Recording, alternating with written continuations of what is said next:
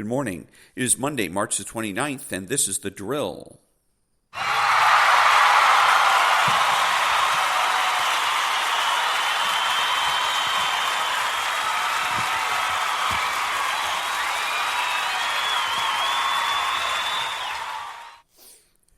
Thank you. The daily declaration for spiritual warfare. You will walk in my spirit of excellence. You will know that I, the Lord, am your Savior and your Redeemer, the mighty one of Jacob. The sun shall no longer be your light by day, nor for brightness shall the moon give light to you. But I will be to you an everlasting light and your glory. Though you may be hard-pressed on every side, you will not be crushed. When you are perplexed, I will not forsake you. If you are struck down, you will not be destroyed. By faith you will know that just as I raised up my son Jesus, I will also raise you up with Jesus, and will bring you before my throne in heaven. Therefore do not lose heart, for your light affliction, which is but for a moment, is working for you a far more eternal victory. Do not look on the things that you see, but look at those things that are not seen. Prayer declaration. Because the Spirit of God is at work within me, I am empowered to walk in the excellence of God. When troubling and perplexing circumstances come into my life, I will not lose heart. I will not look at the things as they are seen, but I will look at the unseen power of God. I will place my eyes on my Father's throne in heaven, and as I walk in his everlasting excellence, his Spirit will enable me to radiate his glory.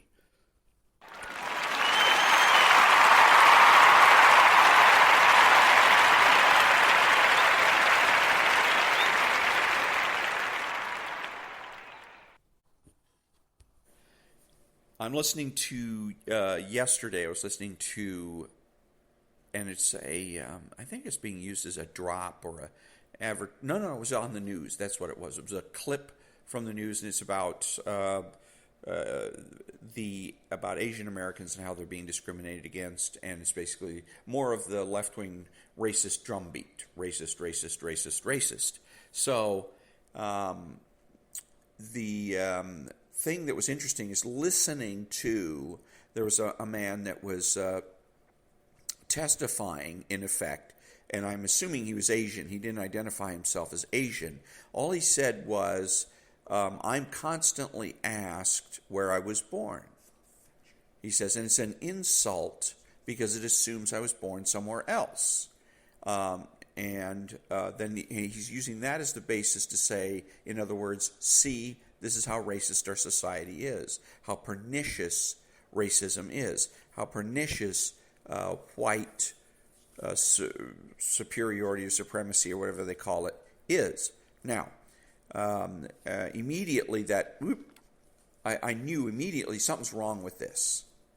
And so immediately I was thinking, the first thing jumped into my mind is, so what? I'm asked constantly where I was born. Everybody is. And this is another one of their tactics or tricks, taking something that is normal and everyday and turning it into something freaky, turning it into something abnormal. Think about it. You and I and everybody in this country can always get asked where they're born. Of course we do. This is a mobile society. Maybe 100 years ago, maybe not even that much, you didn't ask people where they were born. You knew where they were born. Everybody lived in the same place, particularly if you were in the East Coast. If you were in New York and you lived in an apartment building or whatever, in a walk-up in somewhere in Manhattan or in Queens or whatever, then you knew your neighbors, because generation after generation were born, lived, and died in the same spot, in the same apartment. And you knew your neighbors, and you knew your neighbors all the way back. Your parents knew their parents and grandparents and all that stuff. Today, it's a mobile society. People move around constantly. They do so for cultural reasons. They do so for economic reasons. So, of course, people ask, where were you born? Now, what he's doing is using this as a weapon.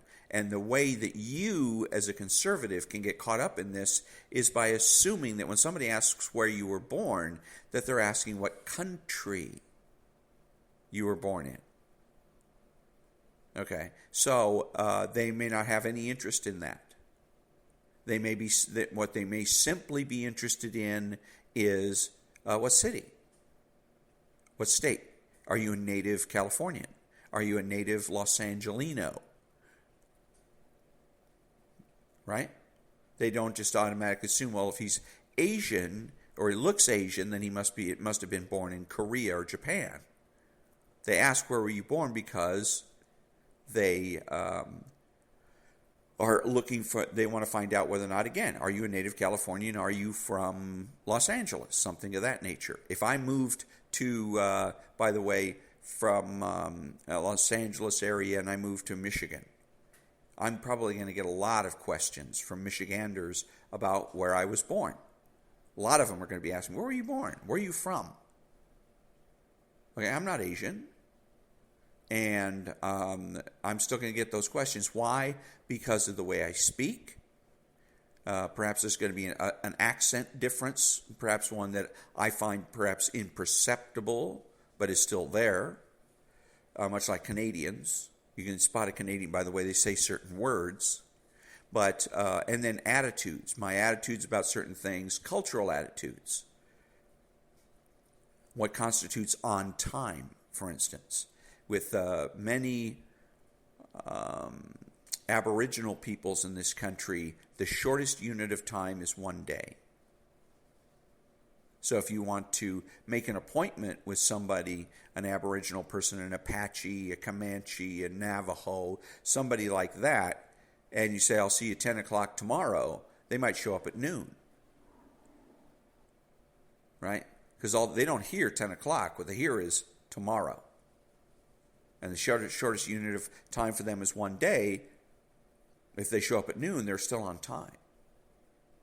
So that kind of thing. That's going to identify you as being somebody that's not from around here. It would identify me if I have certain attitudes. In LA and California, there's something we call it all comes out in the wash. You know, it's kind of sort of not quite as far-reaching in terms of attitude as Hawaiian, the hang-loose attitude of Hawaii, but it's along those lines. Then the farther east you're going, the more people are more precise, precision-oriented, and being on time is a big deal. Reciprocation is a big deal. Follow-through is a big deal. Getting things done in a timely manner is more of a big deal. So if I show up in Michigan and I've got my kind of lackadaisical California ways, people are going to spot that right away, and they're going to want to know where I was born. Where are you from? Where were you born? They're not asking what country. They're not assuming I'm from another country. But they still are asking me, where was I born? So this guy on the news is using something perfectly normal, perfectly natural, and trying to twist it and turn it into something sinister. Okay, so the proper way to deal with that as a true conservative is to confront it. When the guy says, well, people are asking me where I'm from, you say, so what? They ask me where I'm from all the time. Because they do. They ask you, they ask me, they ask everybody. We all ask each other, hey, where are you from? Where are you from? Where are you from? Just because you're living in California doesn't mean you were born here, does it? Okay, and there's other accents just other than Spanish. If somebody has a Boston accent, in Wisconsin, they have a little bit of an accent, etc. So the South, of course. Hey, where are you from? Where are you from? Because you sound, act, speak, think in a way that's not like those of us that are from around here. So again, don't let people take perfectly normal, natural things and make them sinister. And I mean people, I mean socialists. Socialists. We'll call Mr. The guy that was on the news, complaining about people asking him where he's from or where he was born, is a socialist, and then he's working for socialist change, whether he'll admit it or not. That's what he's doing. So you resist that by so whatting it. So what? Because the left loves to do that. Take things that are normal and try to make them sinister. And if you're not careful, you'll step into the trap by starting to defend. Oh, but you don't understand. And once you've done that, you have conceded their point. And you don't ever want to make a concession like that to the left, because they will use it as a weapon. They will use it as a foundation for other demands, for further demands. And those further demands you can't say no to. Male hegemony. That's why we have the National Organization for Women today.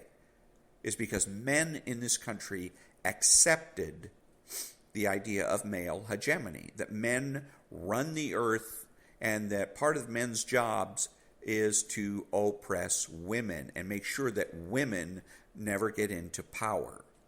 Once you accept that, then everything else falls. And you can't argue then when the National Organization for Women says we got to have affirmative action. You can't argue against it, because you've already conceded that men are basically cheating, that they're oppressors, and that they're inherently incapable of being fair.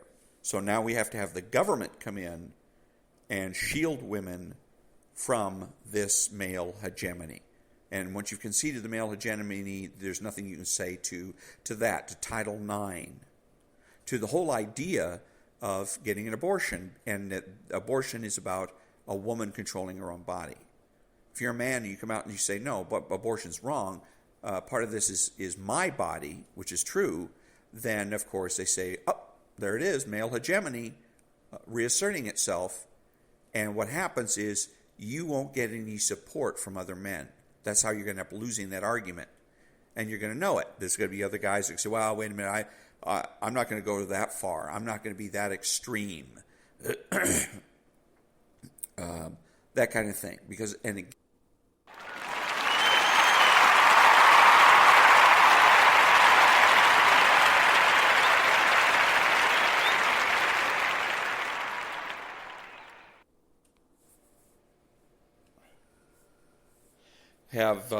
All these other men have gone ahead and accepted male hegemony without question. They don't understand that it's going to be used as a foundation. And so now every time the National Organization for Women wants more power, they simply go out to the Congress or whatever and demand it. And again, men are going to be powerless, even those of us that realize what's going on. And that's the other thing, is that when you don't know what you're doing, as Ayn Rand said, keep your mouth shut. Do us all a big favor and shut up. There's a lot of people out there, and there are a lot of talk show hosts that think that they have to respond. That responding poorly, responding stupidly is better than doing nothing. Wrong. If you don't know what you're talking about, the best thing to do is say, you know what, I haven't thought about it. Let me think about it. And then keep your mouth shut. Because if you make an error, you may very well be making an error that's going to cause the rest of us, conservatives, to suffer. The rest of us have to suffer because of your mistake. Okay? Psychologically speaking, people are going to now think that they're in the majority culturally, when they may or may not be in actuality, but they're going to act like it. So it's going to be much more difficult for you to communicate, and especially for you to communicate the truth. There is no male hegemony. It doesn't exist. It's a fiction. A fiction, a psychological, psychocultural fiction perpetrated by power-seeking women, National Organization for Women and others, in order to create a counter-hegemony, a female hegemony, which has been relatively unsuccessful. It's been funny in that it has actually, all the efforts that they've made on the feminist front to empower women has actually backfired and done more to empower irresponsible men. But again, so listen to yourself. Listen to that little voice in your head when there's, you feel uncomfortable. I don't know, something about this isn't, Don't just jump in and accept whatever it is that somebody's saying. Challenge it a little bit. Because then otherwise what you're doing is you're conceding also right now, because what's being sold today in the United States is the inherent racism of white people, particularly white males. And it's just not true. It's absolutely, the opposite is true. And there's plenty of evidence, historical evidence and whatnot, to show that. But they ignore it, and they go after you psychologically. And the problem, again, is if you're going to concede that, you're going to concede the inherent racist and racism of white people, then you're going to create a foundation for things, some really ugly things coming down the line. They won't have to put white people in concentration camps, because theoretically anyways, because the white people will do it to themselves. The white people will hurt themselves. You get, it would be like, instead of the Nazis having to take the Jews and round them up, first of all figure out who's Jewish and who isn't, and then maybe put a tattoo or a star on their arm, and then round them up and put them in a concentration camp, you won't have to. The Jews will simply self-incarcerate. They will be self-condemning and self-incarcerating. You get the same benefit, the same, the result, not benefit. I hate it. That's an ugly way of looking at it, but the same result without, the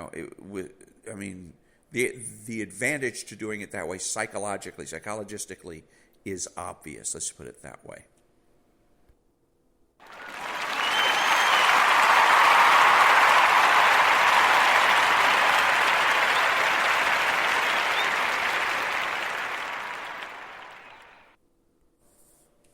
One of the psychological tactics of the left is to deny victory to the right at all costs.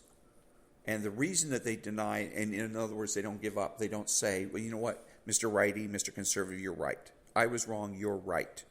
And they deny that, and they won't admit it anymore. They just keep arguing and arguing and arguing, changing the subject, etc., because it's psychologically devastating. If you can deny to a conservative their victory, then there's no point in them arguing, is there?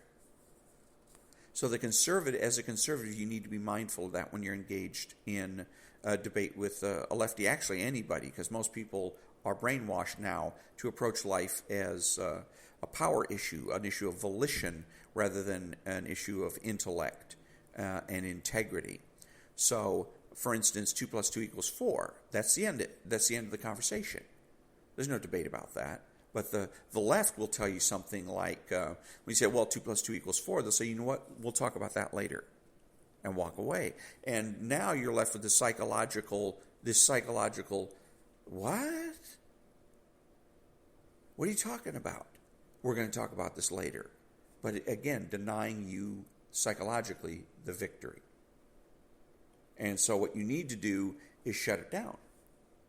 Now you can say, well, we'll talk about this later, and when he comes back to talk to you about it later, or what you could do is then next time you meet him, bring it up. But the other thing I'm thinking is that then they want to come back and re-argue, relitigate, so to speak, the whole issue. And you can tell them that issue was decided, you lost, I won, and that's it. And if you're going to continue to come at me trying to re-argue the position, I'm going to have to, if this happens to be at work, then I'm going to have to go to HR and file a complaint, or I'm just one of the best ways to do it is I'm going to have to take appropriate action, because this is harassment. You lost, and you're going to admit you lost. Another way of doing it even is to hold that over their head and tell them, you know what, we're not going to talk. You say 2 + 2 = 4. He says, well, we'll discuss that later, as though it's a matter for debate. And you say, no, you and I aren't going to talk ever again until you admit that you're wrong. And then you shut it down. Because otherwise, you're going to put yourself, again, you will put yourself in a psychologically untenable position. You're going to most conservatives are afraid today. They're scared to death. They're scared to death of leaving their house and opening their mouth and saying anything. And this is one of the reasons why. Because they think, what's the point? No matter what I say, the left is going to have an answer. Yes, they will. But the question is, will they have the right answer? And when the issue has been decided, when it's been disposed of, in law they call it dispositive. It's dispositive. It disposes of the matter. 2 + 2 = 4, period. That's it. It's dispositive of the issue. Then you have to say so. Sorry, we're not going to discuss anything. There's nothing to talk about. And furthermore, I'm going to put a sanction on you. I'm going to refuse to talk to you or have anything to do with you until such time as you acknowledge that 2 + 2 = 4. Have a nice day. You have to do that for your own sanity and for the good of all other conservatives. Once you shut down a socialist, the socialist is going to be, it's called once bitten, twice shy. They're going to be much more reluctant to try to play their power games with other conservatives. If you lose, or you don't even bother to compete, you run away and hide, then you encourage and embolden your enemy, who's now going to look for other conservatives to push around and bully and intimidate. Again, so you can win. Just winning on an individual basis pays dividends for all conservatives. You may not think that what you're doing is exercising any type of power by simply winning an argument, but you are. So keep that in mind.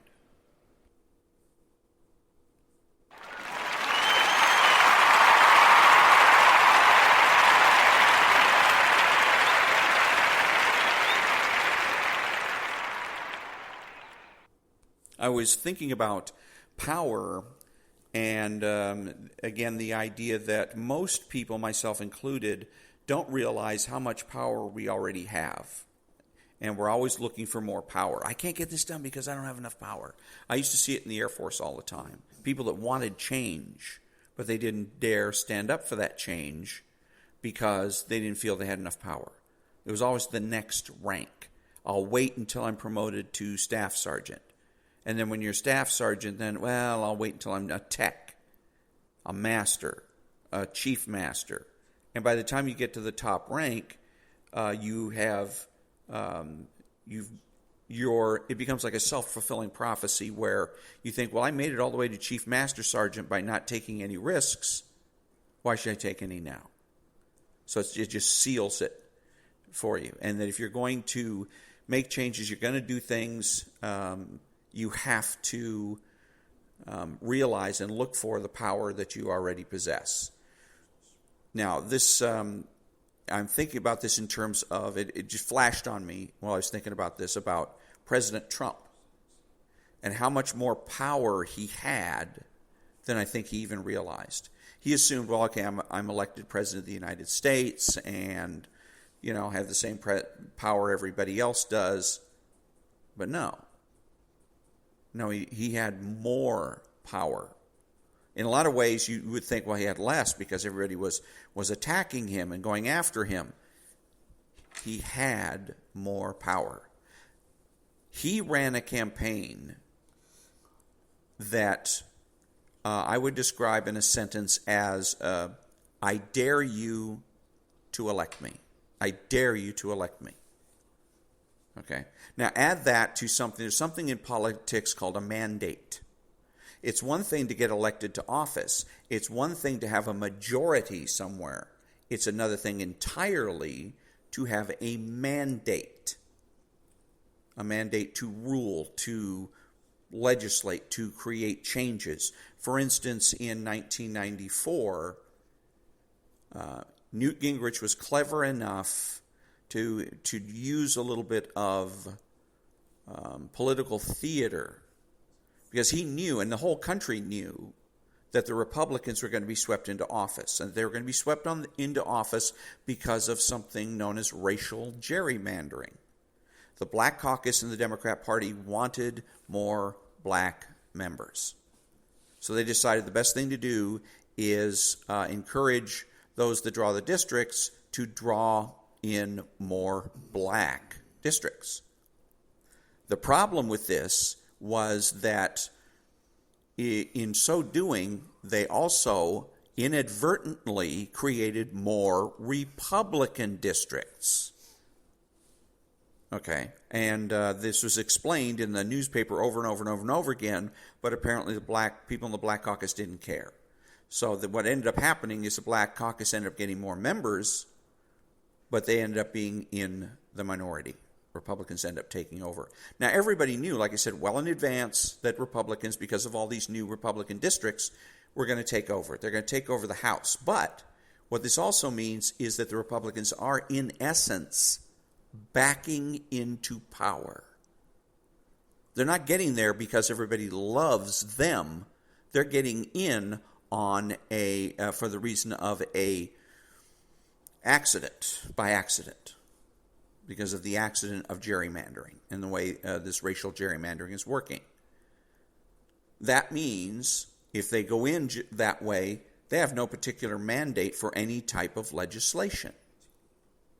Okay, so they're in the majority, but in essence, they don't really have any real power.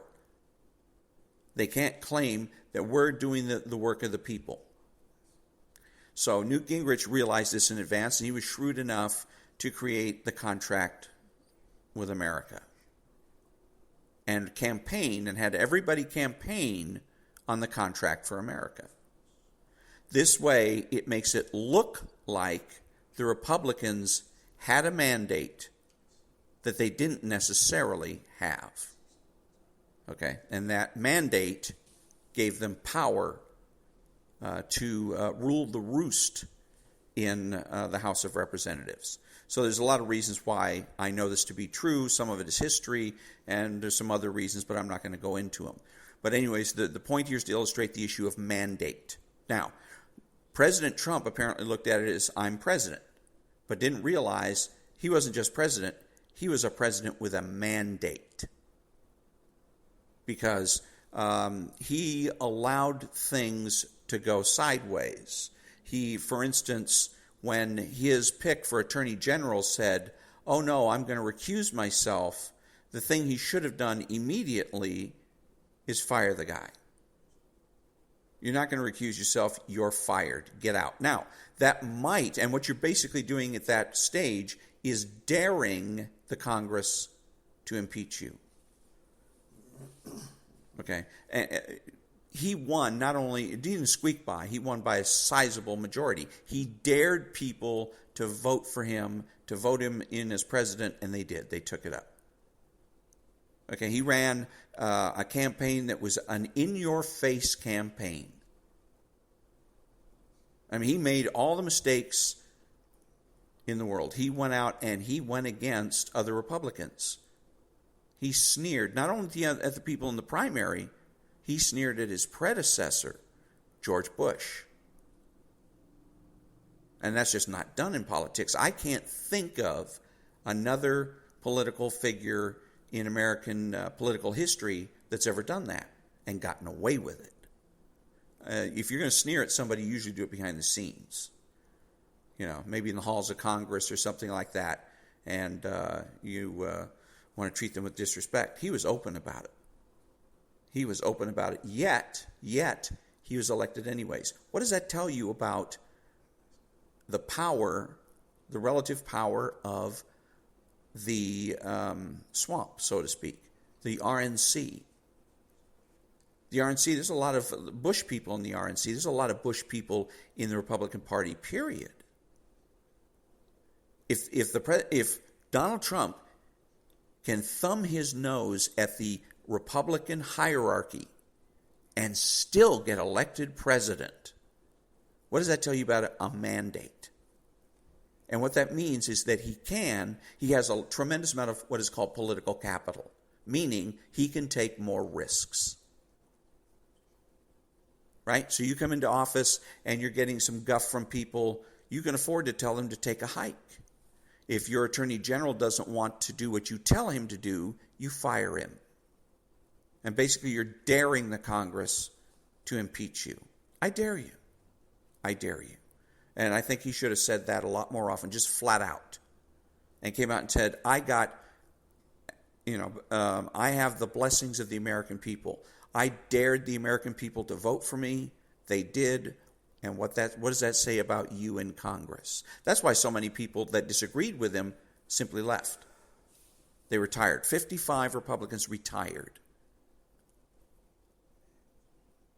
Because if the American people care more about Trump than they do about Bush or about anybody else in the Republican hierarchy, they know they don't stand a chance. There's no way that they're going to be able to oppose him successfully.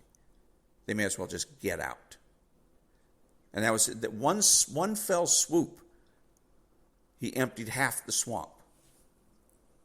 When the 2018 elections came by and the 55 Republicans hit the bricks. Bums, no doubt.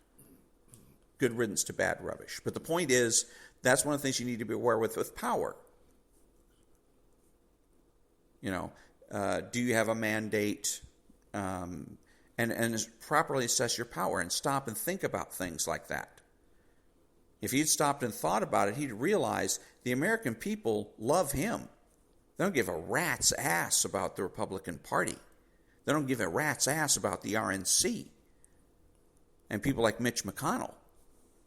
He could have and should have ruled the roost, swagger around and tell people what they're going to do, where they're going to go, and how they're going to hang their laundry.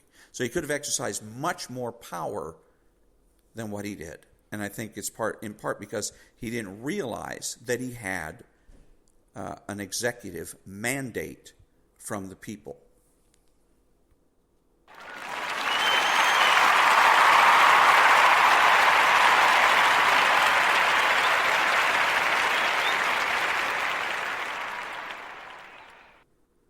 Thank you. That brings me to the end of another episode of The Drill. Be honest, be smart, be beautiful.